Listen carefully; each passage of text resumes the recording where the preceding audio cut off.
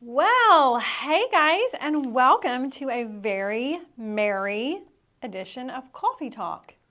Coffee talk. Say it with me because we know you want to say it all the time. It's fun to say, isn't it? It's fun to say, and I know that you missed us and you just can't wait for the next episode. So here you Here go. we are. Here we are. So we're in that in-between period from Christmas to New Year's where everything's a little bit out of whack, I feel like. Some people are back to work, some people are not. Right. Let's talk about snowpocalypse No! slash ice mageddon that happened. That was so nuts.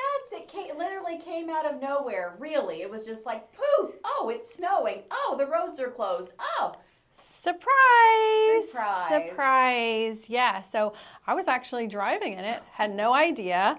It was a just crazy experience, but luckily, had my wits about me. I knew not to travel on the parkway, which was already being closed in the Right. process, knew the back roads to get to, but literally a minute, 2 minutes from my house, cars sliding off the road. Oof. Yeah, and this is Huntsville. This is North Alabama. Like a lot of us don't know how to drive in snow and ice, right? You can't brake on ice, people. Like it just doesn't No. work. I know I was on Highway 72 in my little four-cylinder car.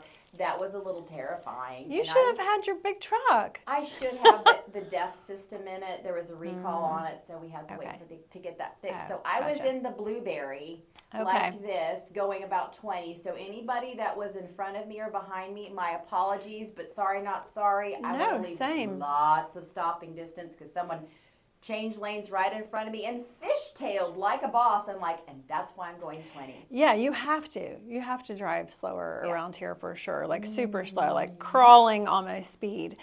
Yeah, so we were talking before we started filming about just things that we heard of Yeah. happenings. So Hampton Cove, if you're not familiar with Hampton Cove, you got to go across the mountain to get to Hampton Cove. Yes.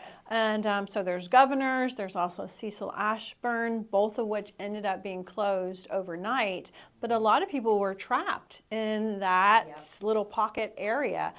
People were walking down Cecil Ashburn. I know personally of a couple of people, my daughter's friend who had a four-wheel drive truck picked up people that were walking and gave them a ride home. That's awesome. People were staying at the Hampton Inn in Hampton Cove. It was solidly booked, no more rooms left. People were sleeping in the hallways. No room at the end. Does No that sound familiar? room at the inn. And then another friend of mine, her neighbor had gotten DoorDash, I guess at some point. I'm not sure at what point, so we're not going to blame them for ordering DoorDash too late. We don't know. But the driver had his two kids in the car, and they ended up spending the night at her house, which I think, is pretty crazy, but kind of like cool and generous for like sure, that. too. Yeah. And then one more great story of snowpocalypse. Some people on Cecil Ashburn, they had like a four-wheel, like ATV. Oh, Four-wheel, yeah. I don't know what you call it, a recreational I think they're utility ATVs. vehicle. Yeah. I don't know what they're called. Anyway, they went and they were like shuttling people off the mountain. So I thought that was some pretty cool stories, and I'm sure there are more. Those are just the ones that I personally knew about. So yeah, snowpocalypse, ice mageddon. We were not prepared. Happened very quickly, but hopefully everyone ended up being safe and sound. And big thanks, I think, to our emergency personnel. Always. Our first responders, man. Yeah. 'Cause they don't get to call in because it's icy and snowy. And same thing with the people in the hospitals and Yes. the nursing homes and the assisted living. Because what a lot of people don't realize is when those snow events happen, the people that are there, they don't let them go home. No. So thank you Yeah. for continuing to take care of the people that need care. Yeah. I read that there were over 100 distress calls in Huntsville alone. I think something like 90 in Coleman. Oh, and two nurses, I read this too, two Coleman nurses were trapped in their car on their way to work. They had like a 4-mile distance, so they just walked. And I was like, gosh, like, thank you, nurses. No kidding. And I actually used to work at the Coleman Regional Medical Center, and there's a little, not little, there's a pretty steep hill there, Yeah. and I was stuck on the ice once there. Yeah, that Yeah. kudos to them. Yeah. Really, someone needs to buy them a coffee and maybe some hiking boots. Yeah. Something, Yeah. because that's not fooling around. We should bring them some coffee one day. We should do Coffee! that. Yeah. I bet we can figure out who they were and bring Coffee and them a schmear. all some coffee. Yeah. So yeah, it's all about that, everyone just wanted to get home. I think that was the big thing, and that's kind of what we were talking about before. Like especially at this time of the year, you just want to get home. You Oh, just wanna flights be being home. canceled. That's another thing. Oh, Flights yes. canceled. My yeah. little girl got stranded. Yeah. She did. Yeah. She sure did. That's a Fortunately, tough yeah. time. It's a tough time to travel. It is, and with it's interesting. I guess I was maybe one of the reasons that we were kind of taken so off guard by the snow was, we just had this gigantic snow, low pressure, freezing cold temperatures blow through. I was like, I thought we were done with this, and then Right. then comes the snow afterward. I think a Yeah. lot of people were just not really expecting that. I know I wasn't. I was like, Yeah, "Is no. that snow?" No. Yes. We were kind of prepared, like I guess it was Thursday night. Everyone was kind of prepared, getting Right. home, getting their groceries, but then Nothing. nothing much, and then so we just weren't prepared for this. But Except for the bursting pipes. There's ice in pipes, I imagine. So Yeah. sorry to anybody that happened to. That happened to me once. It's no fun, and you have a new hobby for the next 3 months dealing with your homeowner's insurance. That's never fun. Yeah.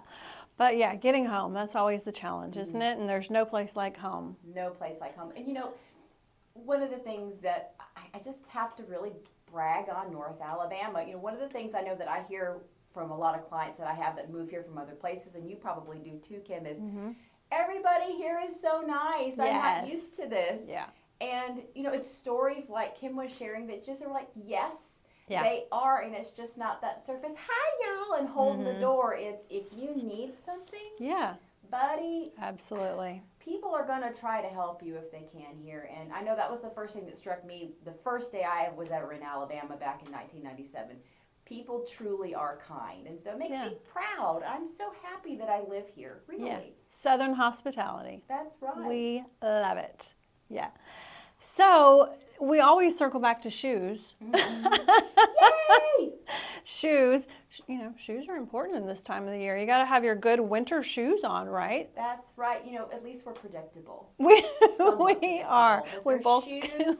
we both got our boots on today, even though we have our fancy. This is our little New Year's Eve fanciness for you guys. But I wanted to remind everyone, and this kind of goes back to goal setting too. Let's talk about that a little bit. We kind of yeah. discussed that a little bit before the show. Everyone's making their New Year's resolutions, right? And we wanted to just talk about goal setting. And sometimes goal setting seems like a big chunk, a big bite. It does. I know it You can know. be very overwhelming. You get that list of New Year's resolutions, and by day 5, you're like, nope. Yeah, not going to happen. But I think that if we do one little thing every day and we just sort of build, that's more of like a lifestyle of where, regardless if it's health and fitness or if it's work related things, family things, relationship things, giving. We're talking about giving. Everyone's in the spirit of giving for the holidays, and then it kind of just starts to drop off. But all this year, I'm making a commitment for the entire year. My friends at the North Alabama Foster Closet always have a need for shoes. So I've been collecting shoes over the holiday season, but I'm not going to stop. I'm just going to keep this going. It's just going to be, I think, a year long. If you have a pair of shoes, you can donate. These are just any new closed toe, school size, school age kids shoes, boy or girl, doesn't matter. If you have them any time of the year, maybe you're out shopping, see a sale, bring me the shoes, I'll get them to the North Alabama Foster Closet. They always have a need. It's not just a seasonal thing. Right. And, the thing with shoes, I do try to spend some time, reading the Bible and praying every day. And it's odd how sometimes I'll camp on something. And I guess last week I camped on in Ephesians chapter 6, where it's talking about putting on the full armor of God, the shoes of peace. I was like, okay, you got armor on, right? But if you don't have on the right shoes, you're not going anywhere. You're not getting very far, are you? Uh-uh. Or it's going to be difficult. That's right. I mean, all of us, I mean, you can be fully dressed head to toe and you start off walking somewhere. If you've got a pebble in your shoe, Yeah. it does not matter how well armed you are, how prepared you are. You're going to have to stop and remove that pebble. So it's important that you have the right shoes on for the right situation. Absolutely agree. You don't want to be wearing your high heel stilettos out in the snow. No. We got to wear the boots for that, don't we? The boots. Have you ever put on 2 different shoes and gone out of the house? Yes. I knew you were going to say that. I have. I have not, but I almost have. I have walked out of the house still wearing like my slippers before though. But then Fair. I recognized it and went back in and changed. I kind of wish we could just like wear our slippers more, but I guess that's another topic for another day, right? Perhaps. But when you have many shoes of a similar style that are all black, Yeah. it's very easy to go, I'm in a hurry, and throw them on and then get in your car and go, wait, Yeah. one of those is a Sam Edelson and one of those is not. Yeah. Oops. All the men out there are going, Sam Edelson, well, who is Yeah. like they're going like they don't know. The women are going, oh yeah, Sam Edelson. Yeah, we like those. Happens to all of us. Yeah. That's funny. Yeah, it's hard. It's hard being a woman because you have to have 3 or 4 or 5 or 6 different pairs of black shoes because some go with some pairs of pants or certain dresses or whatever. Certain length, We certain need heel types. these. Yeah. We were kind of talking about hacks too, wardrobe, different Oh, life hacks. So give us your tips. Like I would love to know, I love hacks.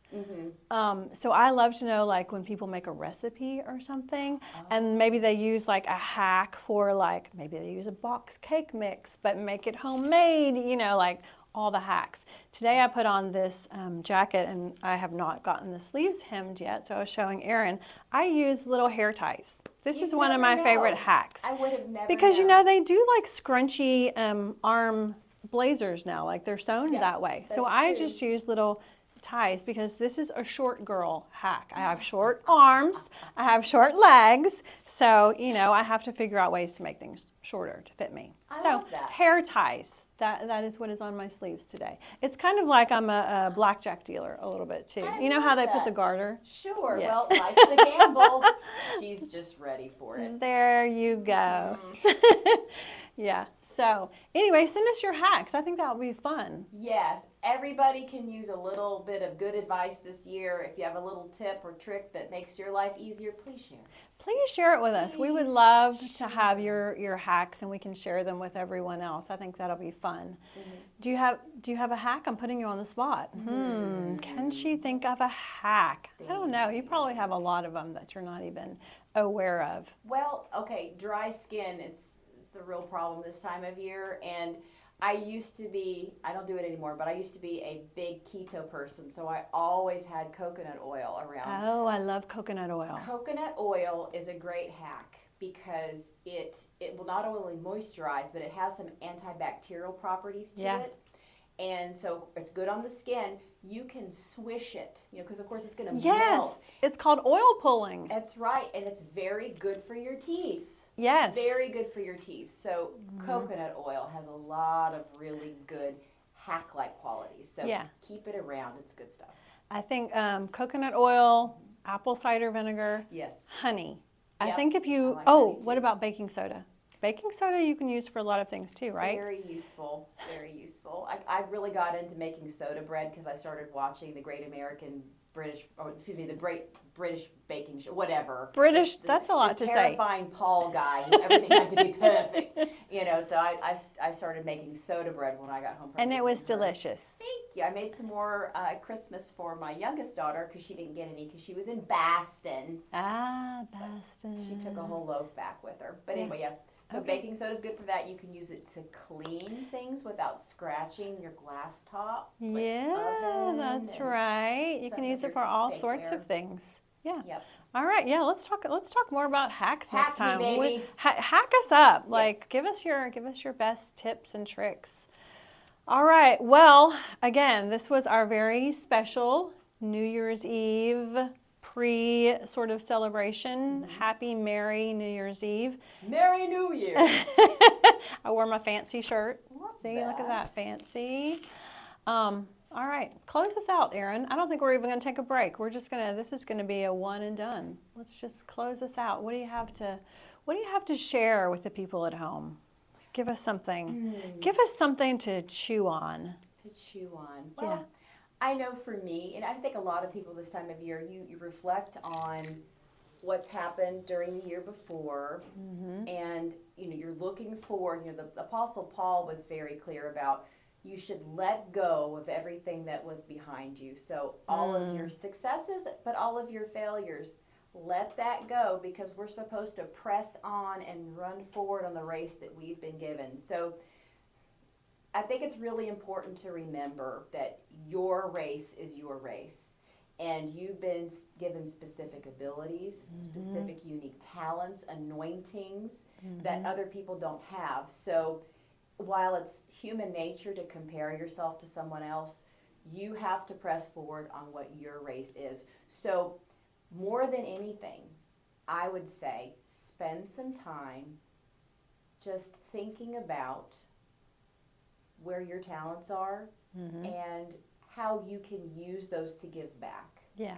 Because that's going to help you along on your race, and it's going to help the people running beside you. It's a biblical principle, but I think it's also a principle that transcends that. Yeah. Also. So the things that you have that are talents that you have, they're meant to be shared with others. Yeah. And sometimes we don't even understand the value of what we think are character quirks or whatever, but they're there for a reason. So seize hold of that. And this year, as you run forward, so even if you're not making a resolution list, spend some time in prayer and meditation, thinking about what things that you are good at, what things that you can give to other people. Because if you're doing that, if you're focused this way, you're not looking backwards. Because, when you're running, if you look backwards, you're going to fall. Yeah. So you've got to run with your eyes forward. Focus. Running your race. So more than anything else, run your race. Yeah. Run your race to the best of your ability. Yeah. And remember, it's not a sprint to the finish. Like that we're in this for the long haul, right? That's right. You got the baton in your hand. That's right. You got to run. Go the until distance. It's time for you to pass the baton to somebody else. Even if it's a little bit every day. That's right. Yeah. All right. Just be better today than you were yesterday, and you're already ahead. There you go. Yeah. All right. Well, we will see you guys in 2023. So Can you believe it? I know. Ay, ay, ay. Have a great rest of your week. Have a great New Year's Eve, New Year's Day.